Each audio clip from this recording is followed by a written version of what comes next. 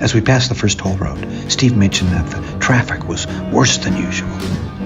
We'd left early to avoid it, but from that moment on, Steve picked up the pace and became more and more brazen. Even though I didn't care for it, I had to admit it was masterful. He was in charge, whether asking somebody for directions or being the first to go.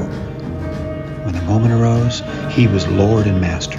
We picked up Perry Robinson in Hoboken, and from Hoboken, with Perry's love and freedoms from 1969 in the backseat, it was a race. A death race that gave no quarter. Questions were parked and rubber was burned. Impossible turns and narrow escapes enveloped us, and I rebuked the merciless driver who turned a deaf ear. He reminded me of our dire mission. It was a bitter race against time. The word beautiful, exclaimed simply and often, came from Perry in the back seat. I cursed out loud. I apologized to people who never had a chance to hear my words on the air. And I prayed.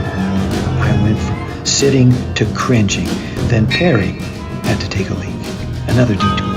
I was numb. And when the engine started again, and then there we were.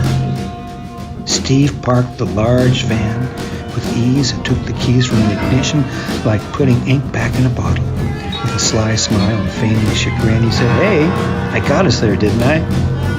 I had to admit that. What with the traffic and all and the craziness of downtown Manhattan, we certainly would have missed our slot. I said the only thing I could, which was, "Yes, you did." My wit failed me. And what I wanted to say is unprintable. I met his intent gaze, now a mocking, challenging pirate's brow, with a smile, and an arched brow of my own. As I said the words, the fear drained from my body and turned into weariness that would soon turn to victory for all of us. We would make beautiful music that night. We emerged from our ship, we stood and stretched our legs and backs, we clasped hands and even laughed. Well, I know Steve did. And then I walked over to the shapeshifter and warmly shook Matthew Garrison's hand. And that's my story.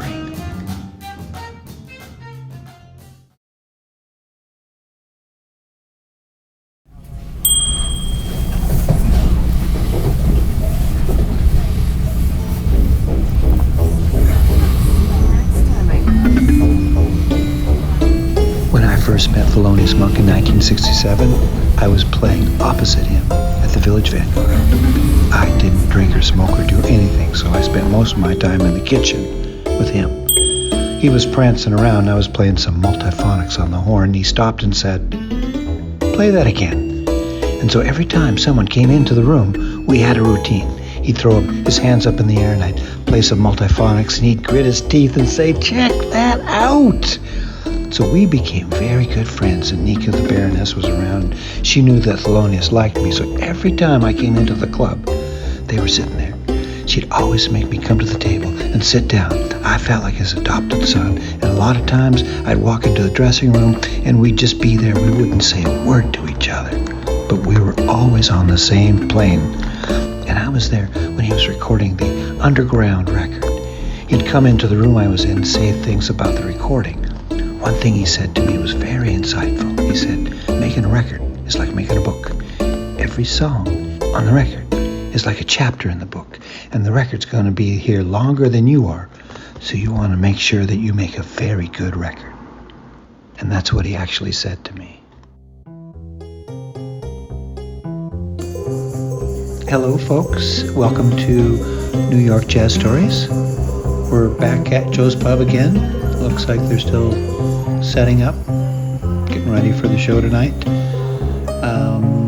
Thanks for coming. It's good to see you all. And what we're going to do today is run out to Brooklyn. There's a couple clubs that one I'd like to revisit and one where we want to play a little music at. The day Ornette came to my village.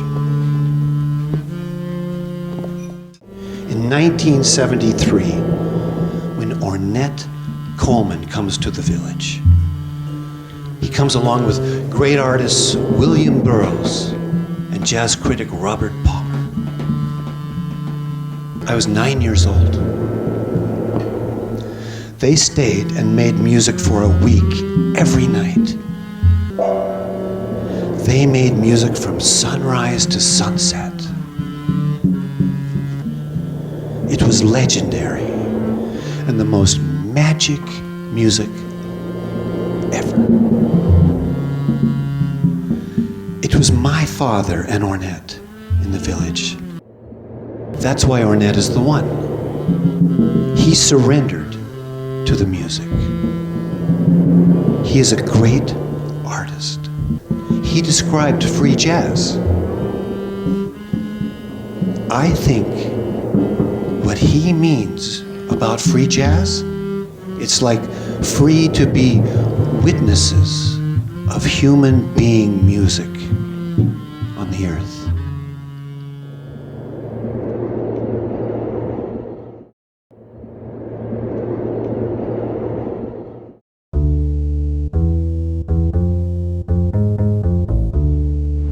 Hello again, folks. We're out in Brooklyn at a place called the I-Beam.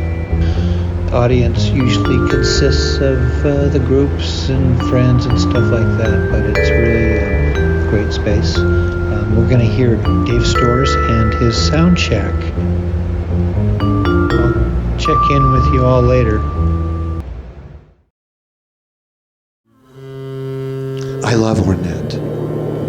And that's why I love Ornette always. Because he is more than open. He is human musician as Jajuk is human music. We're back. We're inside the I-Beam right now, listening to the Sound Shack.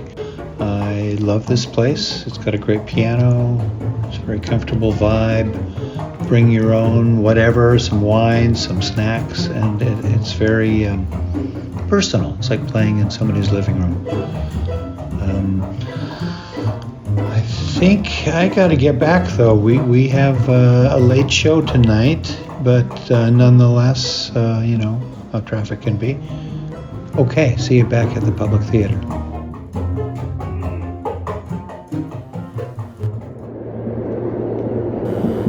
When I visited him the last time, even before the tribute for Ornette in Brooklyn, I visited him in his apartment. There are videos of this because he took them. We talked and I told him I was going to do a song called Anytime. Because when you say to him, "Oh, I will come to see you next week," he would say, "Anytime, anytime, anytime." I love that, anytime. So I have a song called Ornette Anytime.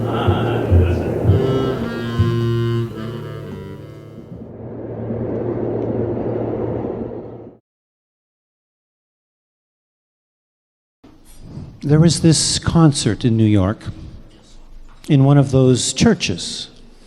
All famous musicians from with Dixieland and swing, and went all the way up to the modern times. And I and Perry Robinson, who was in my band at the time, we were invited to join. Okay, so they started playing the Dixieland, and we joined right in. And they said, "Well, wait a minute, these are free players, they don't know how to play Dixieland music."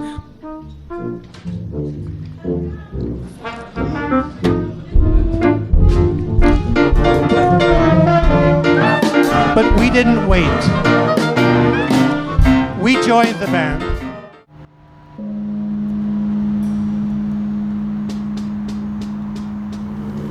His funeral was amazing.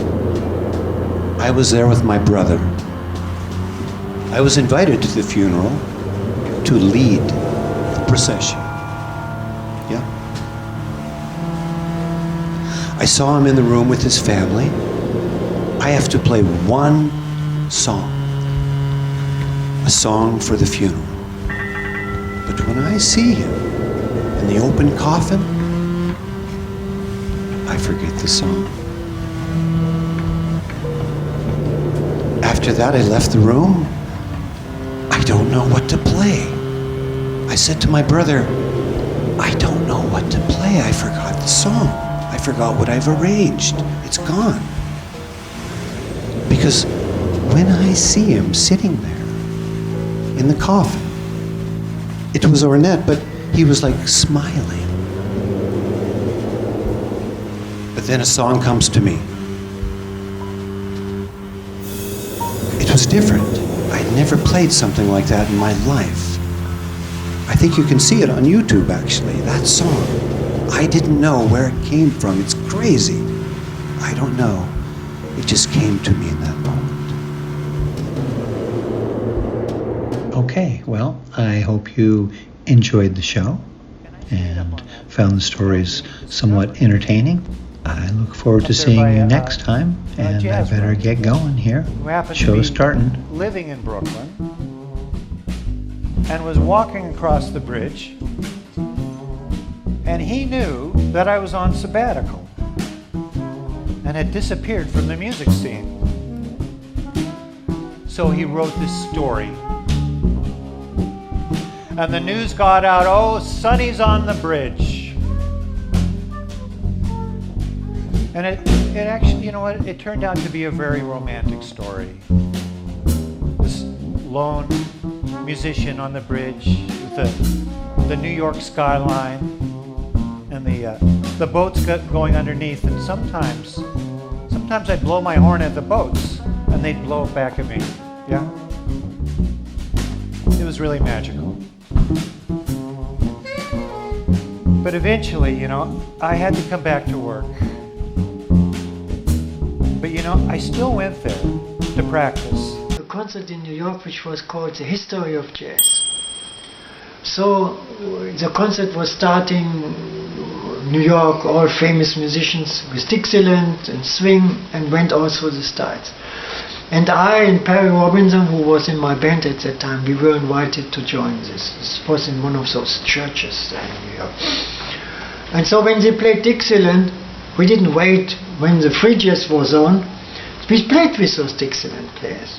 And they were all saying, hey, I thought these guys were free jazz musicians, they cannot play. Yeah, you know, stupid stuff.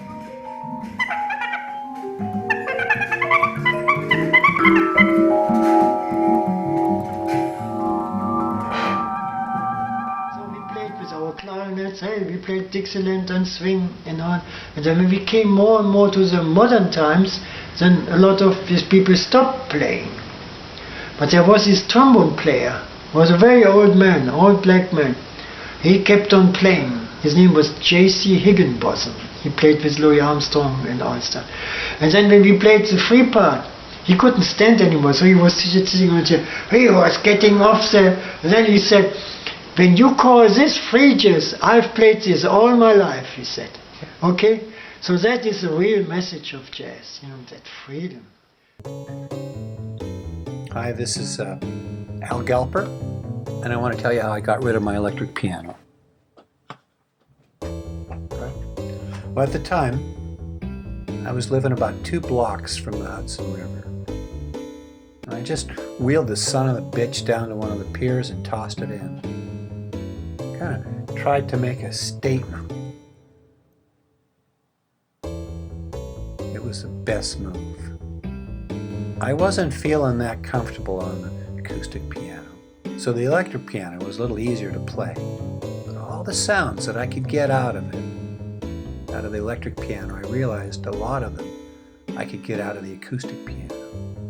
I just had to work harder. It was a bigger challenge.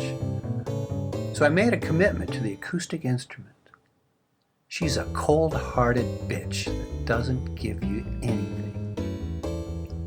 You have to get it out.